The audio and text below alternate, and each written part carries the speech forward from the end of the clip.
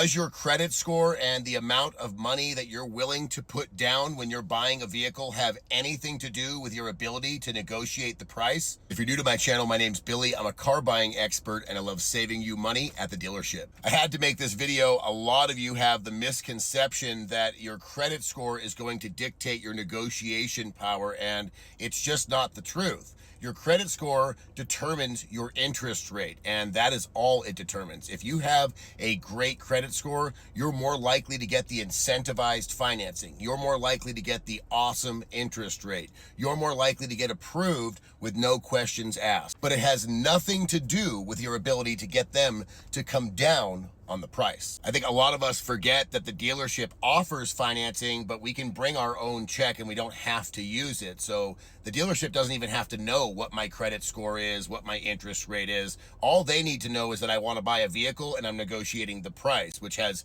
nothing to do with the financing. Those of you with challenged credit, a lot of times you feel like you can't negotiate because you already have bad credit and the dealership's just going to say no, and you feel defeated before you even step through the door. The dealership does prejudge you. They do qualify you, and they do tell you we're not going to negotiate when they see that you have bad credit, but they do it for different reasons than you guys think. It's because they get bank fees for getting you guys approved. Challenge credit is harder to get approved, and they get a fee from the bank for doing that for you. And sometimes the money that they would have negotiated off the price with you is the money that they have to use to pay that fee to get you approved. So a lot of times when you tell the dealership, I don't have great credit, they're automatically going to tell you, no, you can't negotiate. But if you never mention that and negotiate your pants off, they have no reason to say no other than they're just not discounting the vehicle. In other words, if you work out a really sweet deal for yourself and then run your credit at the dealership and they discover, oh my God, this guy has challenged credit,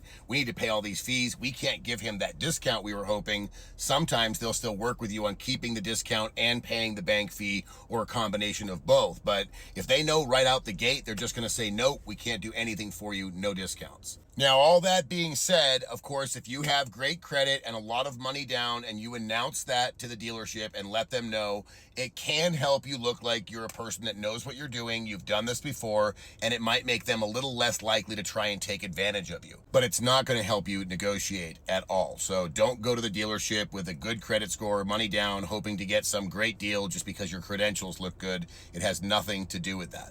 Remember, your payments and your out-the-door price are two separate things. They can find out your payments after you've negotiated the out-the-door price and you completely agree on the numbers. Then you can run your credit and find out what the interest rate's going to be, which will dictate your monthly payment. For more tips, tricks, and hacks just like this one, please follow Billy the Car Kid.